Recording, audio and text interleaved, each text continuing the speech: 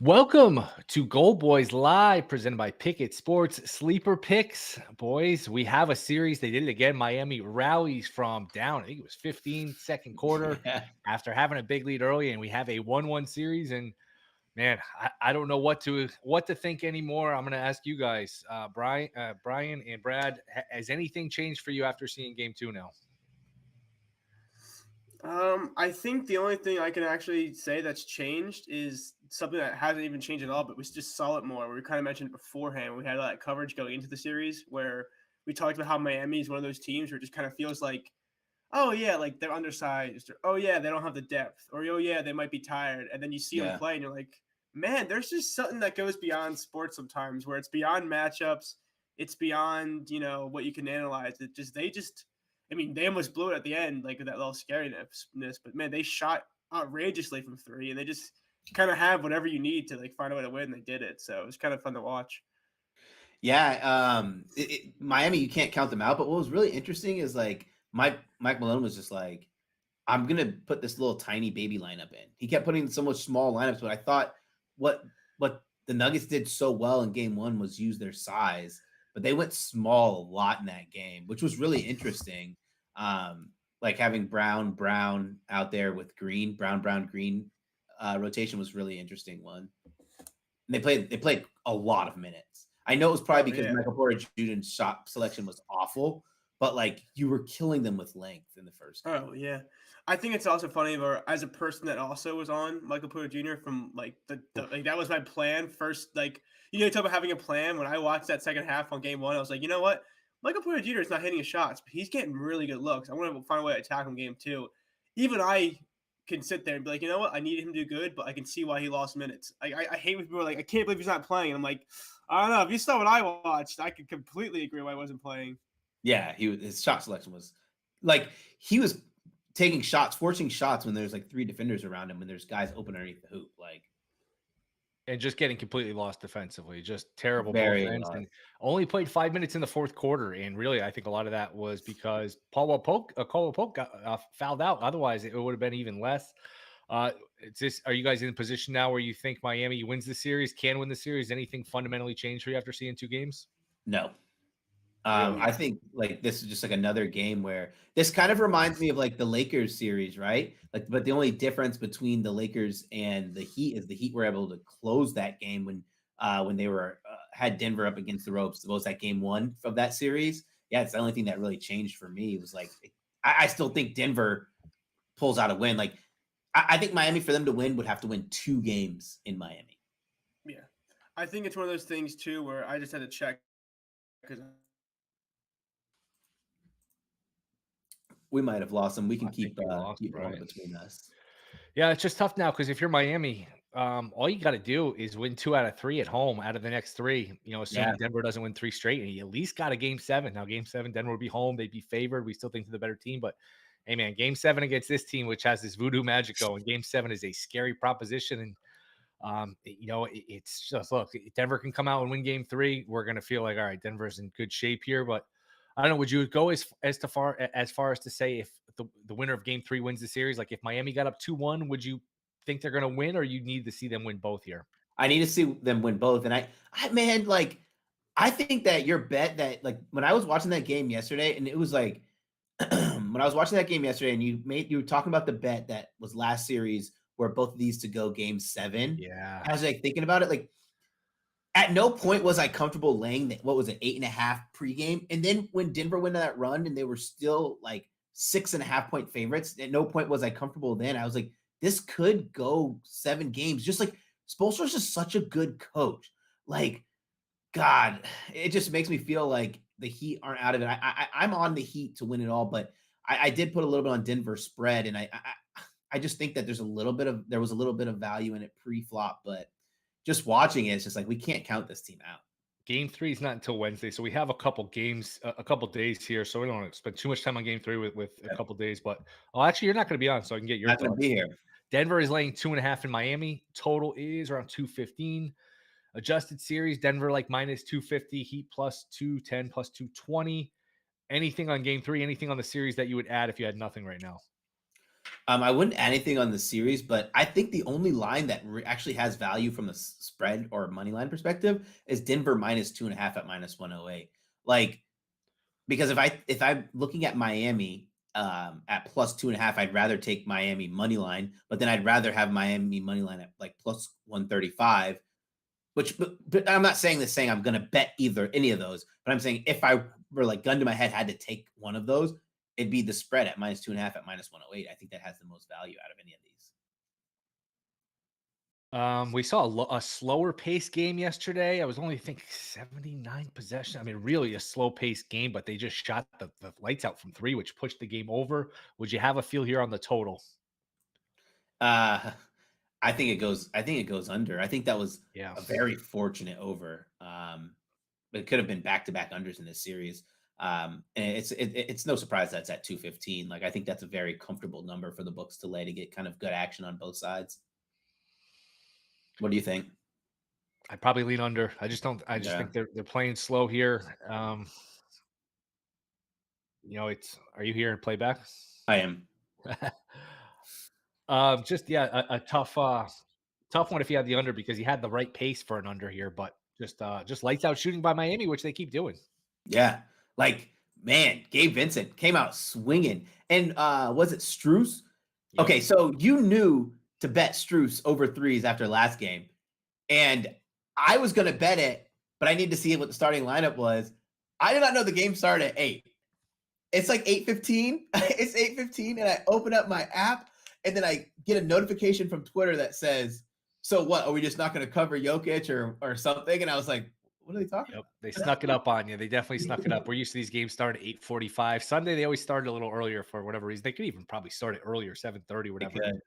It's nice. It's nice getting the early start. The game's over. It's what 10 o'clock, a little after 10. You don't have to stay up all night watching these. But yeah, that's one. Struce over under. It was juice, but over under was 1.5 threes, and he hit it within a couple of minutes. Yeah, it's crazy how they dropped him from what was it over 2.5 threes to 1.5 threes. It wasn't like, we talk about this on the show all the time. It's not necessarily like guys like that. It's not necessarily about them like shooting well or shooting poorly. It's about opportunity, like in volume. It was weird that they dropped his line down after like he shot what 6 threes last game. I mean, not last game, but the first game. Like that's still a lot of threes. It's not a guy like that's going to just go out there and shoot three the next game. Anything you would add here in terms of stat leaders? Go through them here. DraftKings does a good job putting them up. Jokic is still minus 1,600 for points leader. Assist leader, Jokic minus 1,100. Rebounds leader, Jokic is minus 800. He was like minus 20,000 on all these. Bam is only, I think, one rebound behind him at plus 425. Let's look at finals. Threes leader, Gabe Vincent minus 170. Murray plus 170. Porter 10-1. Anything that's worth adding for you? I don't even know how many Gabe Vincent has. Like that's. Do you know off the top of your head? I have his log right here. I can just count, I guess. Yeah, I'll look. Well, I mean, he's got to be leading just because, I mean, he wouldn't be Yeah. favored otherwise. And he hit a He has bunch. 9. Yeah. And I mean, and Murray, he's got to be a few ahead of Murray, right? Yep. I think Murray has like 5, if I'm remembering correctly. He has less than 5. Oh, he has exactly 5. Okay, I was about to say. So 9-5. So you're getting plus 170. You got to overcome 4 threes. He could do it. He could certainly do it. What about Struce? How far is off is Struce? Struce How many is days Struce hit last 7, night? I think. Right? He hit his first 7 threes? Did he hit 7? Or was it 6? I know Robinson hit a few. Love hit a couple. Let me see here. I'm lied. 4. It was he hit first 4. Yeah, he went 4 for 4. Oh no. Wow, the man took 19 threes and back in 2 games. The volume Jesus. is there. The volume is certainly there. So I mean, I don't see anything that's honestly a great bet here. Do you? No, I don't think anything that I'd put on. So No. So you are going to lay the 2.5 for Wednesday? I haven't decided. If I were to take something, I probably will. And since I'm going to be in Las Vegas, I'm going to place a bet on like a friendly bet. Like, when you go bet with your friends who don't bet, like I'm not going to be like, hey guys, let's squad ride a player prop because they're going to be like, what the hell? So I'll probably take Denver minus 2.5. If I still get under minus 110, like, but I wouldn't take Denver anything other than like, I think honestly, if I'm pricing, I think minus 105 is more fair than minus 110. just because of the home court effect after a big win. Like that's massive. And then like, man, what do you think? This is tough. I mean, I think Denver up 8 for beginning of the fourth quarter was a couple good possessions, a couple good minutes from putting this series away. I mean, it's going to be it would have been very hard to beat Denver 4 out of 5, to be up 2 games to nothing if you're Denver. Man, you got to give Miami credit. I mean, they're up double digits, and then they take the punch where Denver's up 15, and this looks like, all right, this is going to be a run out, not just this game, but it's going to be a short series. And I think what was big was cutting it to 6 right before halftime. It was 57-51 at halftime. And it's like, all right, you're right there. And even after that, you're still down 8 for fourth quarter. And Robinson just went nuclear and kept him in the game. And before you know it, it's tied. Before you know it, you're taking the lead. And that crowd, I think, was just stunned in Denver. So I don't have much of an appetite. I'm going to be honest. I don't have much of an appetite to bet against this Miami team anymore. If I just keep losing. If Denver just smokes them 3 times in a row, you know what? They smoke them. But I'm tired of putting my hand on the stove and getting burned. I mean, it's just time after time after time. What is the stat here? 7+ point dogs 10 times this postseason for Miami. 7-3 straight up in those games. I think you're up like $2,500 if you're just betting $100 a game here on Miami on the money line in these big spots. So I just have no appetite in betting against them. Brian, are you back? I think I'm back. I don't see myself on the screen, but I'm like you're 90% sure. Welcome back. Right. Well, we welcome in another beautiful person. Thank you, guys. I'm so sorry, dude. I'll be honest. At least we're getting out of the way because the Wi-Fi cut, but now I'm on my hotspot again. So I think we got to figure it out for the week. I really apologize. I'm never serious on this show, but I do respect your guys' time. And I'm sorry that I cut out there. No. What do you have here? Anything for you game 3 as we just start to look ahead? Denver 2.5, total 215. There was a slow pace last night. The 3-point shooting got it over. What anything you had would bet? Yeah, I caught the end of what you were saying there too. I kind of agree with you where you don't want to get burned by Miami, but you also don't want to like trust them too much. Where with that total, do you really think they're going to realistically shoot 50% from 3 every single game? No. They're kind of doing it, but at the same time, it's like, man, it's tough to think about. The one play I haven't locked in yet, but I was looking at is what are your thoughts on do you think Nikola Jokic finally starts rebounding the ball? He's getting like an absurd amount of rebounding chance. First game, he had 10. Pretty sure he had 21 rebounding chances. So do you think it's like a fundamentally thing there where they're trying to run the break without him grabbing the rebound and going transition more? I don't know what it is, but I've never seen him have this many chances for rebounds without racking them up. What was weird was he was like getting undercut for rebounds. It was so weird. Like, you know what I'm talking about? Like where he would be in position to rebound and it'd be another guy swoop in to get the rebound. And I guess maybe it's how they want to run the break, but you have to compare like Jokic on the break, like a Kevin Love, like one of the best distributors from a rebound, like ever. Like I want Kevin Love, like considering big man's Jokic probably be number 2, like, which didn't make sense to me. I wasn't on his rebound, so I wasn't too overly concerned, but I do get what you're saying. It was kind of weird. Yeah, because it's down to 11.5. That's what I was asking. And the chat's actually put a shirt on. I literally ran from the beach to be here. I'm sorry. There's no rules on vacation. I'm like, it's like 1:30. I'm already having a drink in. It's fine. But yeah, I saw that. What beach are you at? I'm in the Delaware beaches right now. It's a whole thing. I thought you were like down by my way. I was like, no, I'm going here to Nashville, and then I might be down your way. Like I might be in Florida at the end of the month. But for right now, it's Delaware, Nashville, and then the South area. So gonna be on a lot of airplanes. But yeah, if you're down in Florida, close enough for me to drive, we'll link up, hit the beach, roast some wieners. Yeah, well, let's not go that far. But yeah, I did see that 11.5 for Jokic on rebounds, and it's a little juice, -135. But man, did you ever think you'd see 11.5 for a rebound line for Jokic's playoffs? It's just low, right? It's just weird. I feel like he finished last night 11. I believe. Let me see. And Butler continues to go over. I don't know if you guys have any thoughts on that, but he's 25.5 here for game 3. I think it's 5 straight games he's gone under. And I don't know how you take this. If you're Miami, like, man, he doesn't look healthy. This isn't a good sign. But if you're Denver, man, it's 1-1. You lost at home, and Butler hasn't even gone nuclear yet. Maybe he's not going to, but that was scary that, if Butler just goes crazy and beats you live with it. But with Butler just being very quiet the first couple games, he's not played great here in a while, and it's still 1-1. So I really don't know what to make of it. Yeah, I think he goes under, but what's really interesting? I'm glad you said that. I was like really looking at this series point average for Jimmy Butler under 23.5. It's super juiced, right? Like I don't even know if you could parlay it with something. It's -146, but he would need, realistically, he would need like 3 games of 28 or more to no. I think you need 3 games of 28, 2 games of 28, and like 1 game of like 30 to hit this average. Let's say the series goes 6 games. That's Yeah. just rough math off the top of my head. So if any Right. math leads are there, I could be Yeah, that's wrong. not a bad one. And you go under 25.5 here for game 3? I would. Yeah. I mean, it's almost like you're seeing it too, where he's hitting more threes, and for Jimmy Butler, that's almost like someone in the chat says he's not fully healthy. That's almost like one of those things you do see Jimmy do when he's not fully feeling it or fully healthy, is you see him start taking a little bit more threes, so he's not banging around the paint as much. But yeah, he doesn't look bad per se, but yeah, he's definitely not the takeover guy you saw dropping 50 earlier in the playoffs. He can do it in little spurts because he had a spurt in the fourth quarter where he had a few good possessions in a row, got to the rim, but he's just not doing it every night. That Milwaukee Jimmy Butler where he just went nuclear scoring 50-something points, like that guy just hasn't been around. What do you think? Porter Jr., 14.5 points. This is a guy who's losing minutes, hasn't played well defensively. Would you go under here? 14.5 seems like a lot. I think I wouldn't touch him just because the fact that I need to know why he was benched. Like, if it was like, I'm going to like light a fire under his ass, if he doesn't want to play defense, if he's has terrible shots, I'm going to bench him. Or if it's like, we need to make this change for the series, for the good of the team.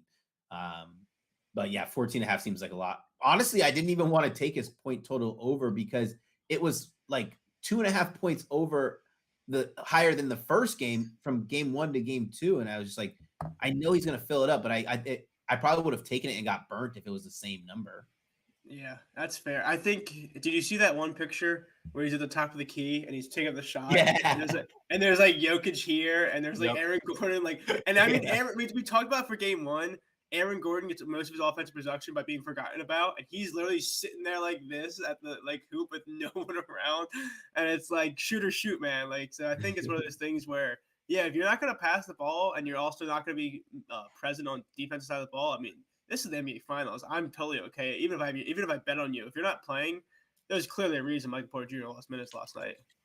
And he hasn't shot the ball well. I think it's 3 of 18 from 3 here. He's getting lost defensively, and he's gotten actually a little bit better as a defender. He used to be a real liability, but my goodness. His 3-point shot selection was awful too. Like, yeah, he was forcing sidestep threes. Yeah. Like, come on, that cannot be your best option. It wasn't late in the shot clock either. Did you guys have anything on the game last night, like side or total? No. I had the over with you, the 214.5. Man, I didn't even give that one out because it was 214.5 when we texted. Then I was like, I saw it move. I was like, I don't want to give over 216 when it's 214.5, and it just sneaks over. And I hate to do this because you could talk about bad calls in any game. Did you guys think Denver got a rough whistle? I thought there was a stretch I think it was in the third quarter where it was like 3 or 4 calls in a row.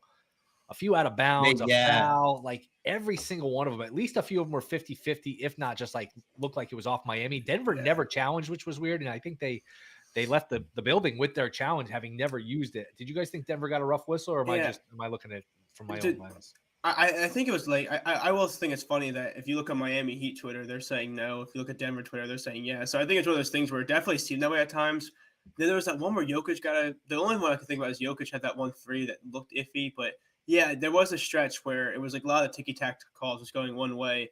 And then all the conspiracy theories were coming in saying like, oh, they can't afford to sweep. They had to give him one. So I don't go that far, but it did seem a little favorable in one side. And that goaltend was terrible too. You got to be able. You can't miss that goaltend. My goodness. I get it. It's one of those things that happens in the spur of the moment. But yeah, like that. Like if you ever fully reach back that far, most of the time it's going to be a goaltending if you're not going straight up. So I do agree with that. And I think it's one of those things you mentioned that I think that's one of the things that NBA has to change is the idea that if you use a challenge, it's your last one. If you win, I think you get one more because one more. How many coaches save their challenge and it's like, oh wow, there's still a whole quarter left, we might need it, and then they, as you said, he walks away with it. Like I think they need to change that only because when you get one and done, there's always that moment where they save it, thinking like, what if something happens in the last final 3 seconds of the game and I don't have one, and it doesn't happen as much as people think. So many times people leave with that challenge sitting in their pocket.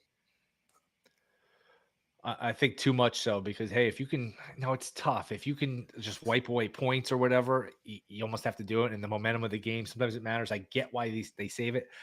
And I don't know. Do we really want more reviews, though? It's tough. It's tough because there's so many calls that can go either way and that you could reverse. It was strange, though, that Denver just never used it. And then he didn't call a timeout at the end. So he leaves with timeouts. I thought they got a Yeah. decent look. I think if he made it, Yeah, nobody's saying so anything. I don't know.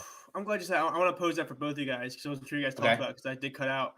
What are your thoughts there? Do you always call timeout there and draw up a play, or do you like the idea of not letting the defense set up and trusting your team to figure it out there? Because I've always wondered that. Like teams have different philosophies there. Like they some like to draw up a play. Doc Rivers likes to call a timeout and then do absolutely nothing with the inbound. But like some teams prefer to bring the ball up and hope the defense isn't as set and get the open look because it I wasn't had a no bad problem look. with it.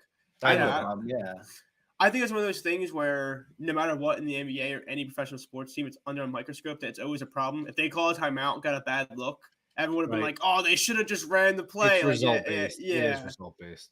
I was a yeah. little surprised Miami didn't foul. I think Yeah, I thought they were. I yeah. was.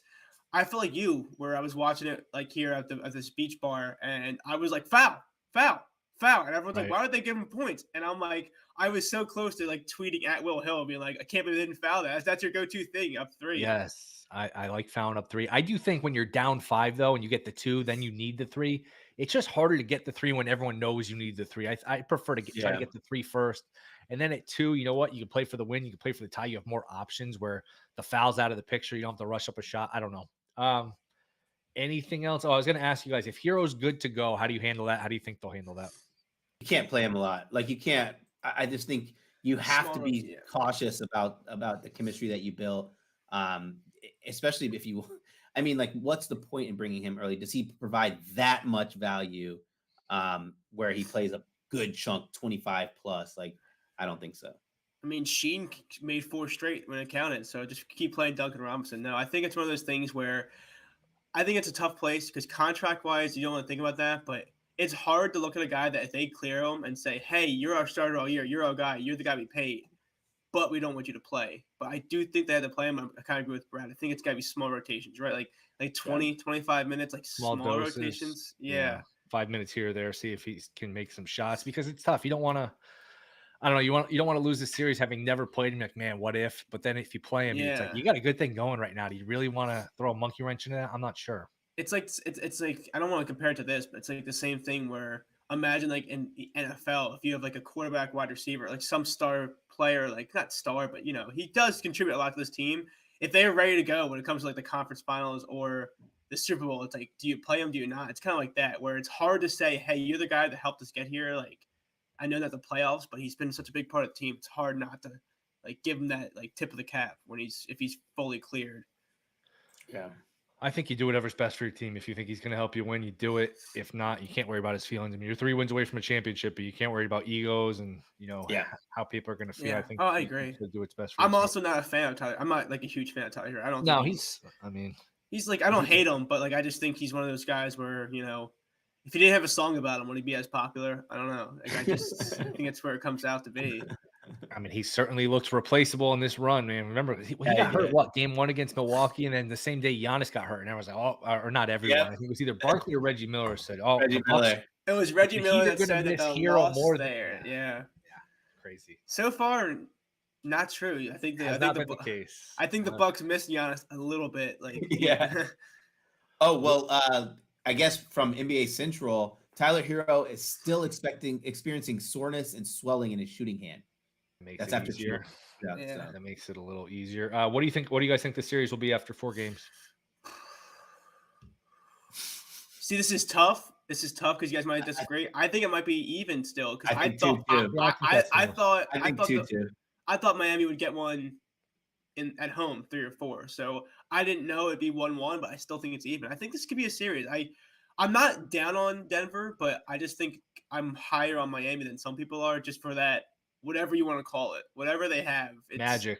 Yeah, whatever, I just voodoo or whatever. Hard to beat them 2 games in a row in Miami. I don't care who you're playing. Like, that's a tough place to play. Like, as a tough team, especially the reason why home field advantage I think helps Miami a lot more than teams like the Lakers is because Miami has so many shooting role players. Yeah, role players shoot better at home, and these guys are already really good shooters. They're already going lights out. Yeah. Correct series score. Yeah, go ahead. Yeah, I was gonna say I didn't want to overextend this, but to kind of touch on Brad's point, we mentioned it before the game. I also agree with him. Miami has so many good role players; it's so hard to bet on them. I'm seeing a lot of gambling Twitter kind of, not complaining, but kind of getting that over. It's like, oh, I can't believe this person's not playing, this person's not playing.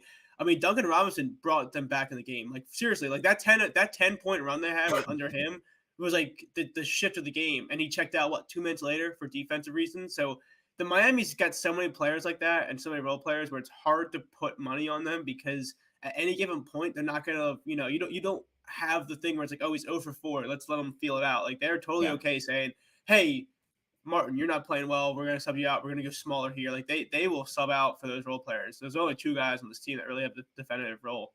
Yeah. How about correct series score here? Nuggets in 7 plus 250. That's the short shot right now, which is interesting. Denver in 5 is plus 300. Denver in 6 is plus 300.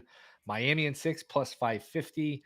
Miami in 7 plus 850. Miami to win the next 3 and win it in 5 is 12 to 1. I'd be shocked. That's actually really see, and this is where I love doing the show with you guys because you always ask those questions and then you always say the outcome and then the prices and I'm like, like 12 to 1, like that's a lot. No, thank you.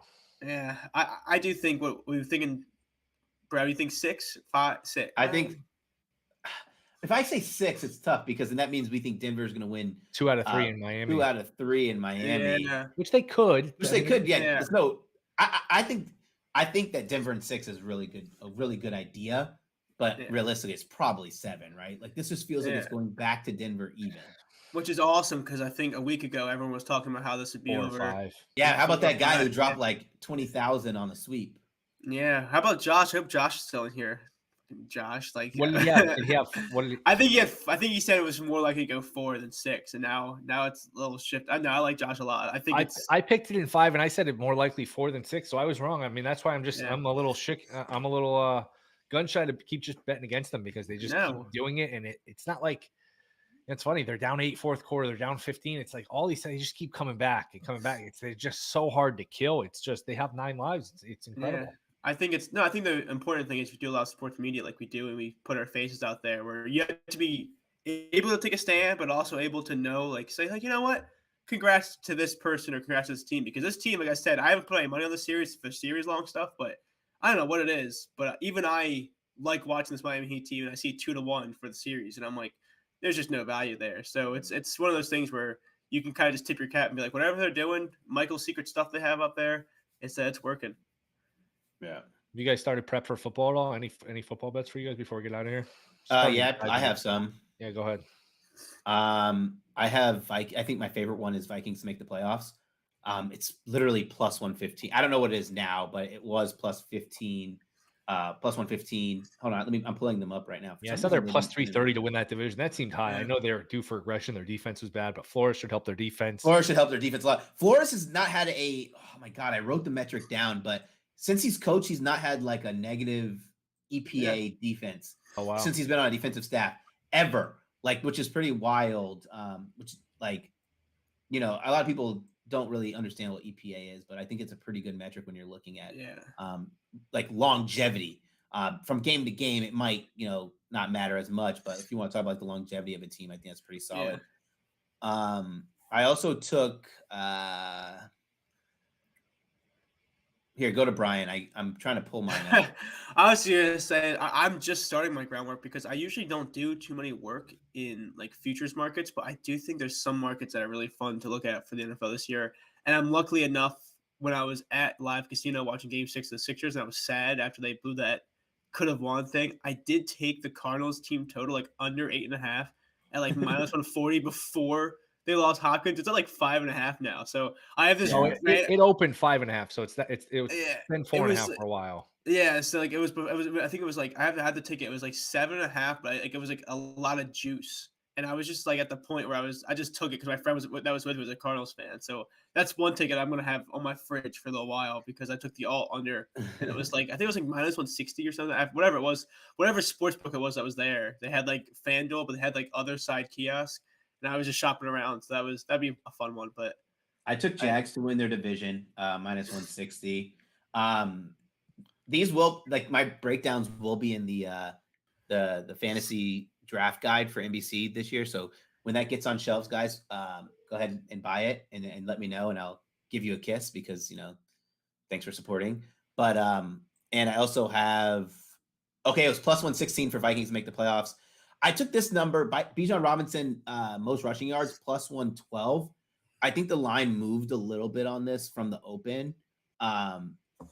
We just got to think about like opportunity there. He's gonna carry the ball probably 20 times a game. 20 times a game. He's gonna have those games where he has those video game numbers where he rushes for 200 yards because he has breakaways. And this is a team that ran the ball. What I don't know them off the top of my head, but I think it was like 33 times per game. And then the last one I took was just Patrick Mahomes, MVP. I think if there's a player that, isn't loved enough in the media to go back to back for an MVP, it's Patrick Mahomes. So I probably would have priced him closer to plus 500. We'll be here before we know it. We're into June, a couple months. We got preseason games, fantasy drafts. So football is coming, but boys, appreciate it. We'll be back tomorrow. Goldboys Live. Wait, let's answer this question in the chat real quick. Yeah, go ahead. They asked, even with Dalvin Cook likely to leave, I actually would prefer Dalvin Cook to leave and Madison take over that backfield. Yes. Dalvin Cook now just getting older. Madison has really, really good metrics. So they got decent backup backs too. Chandler and some of those guys. Who's the kid? The guy with the longest name who's been on kick returns. He's done a good job. So backs come and go. Cook's sixth, seventh year.